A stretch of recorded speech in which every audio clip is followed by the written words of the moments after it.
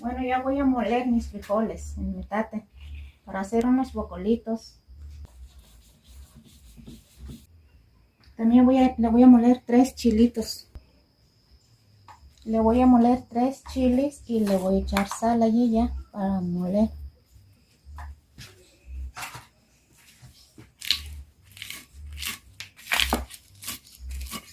Ahora aquí tengo mi sartencito y le voy a agregar aceite.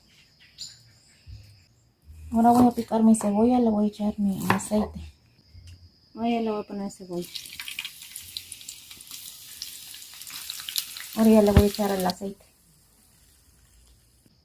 El agüita también le voy a echar poquito para que se derrite la sal, le eché. Voy a amasar con mi mano. Ya tengo listo mi frijol.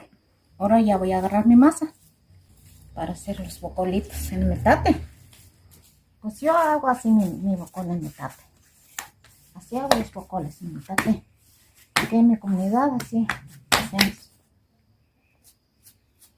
Ya está listo mi masa. Ahora ya voy a quitar mi mano de metate. Ahora le voy a echar este frijol. Yo así hago mis bocoles aquí en la comunidad.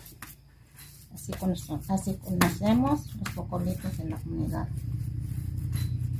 Así les voy a mostrar cómo hago yo.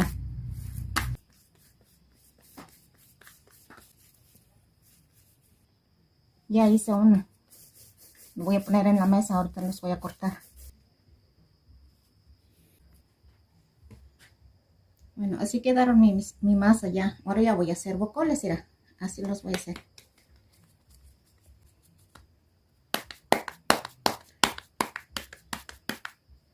Ahora voy a poner en el comal. Ahora ya voy a poner en el comal para que se cosa. Pues ahora ya voy a sacar mis bocoles, ya terminé. Ya lo estoy sacando.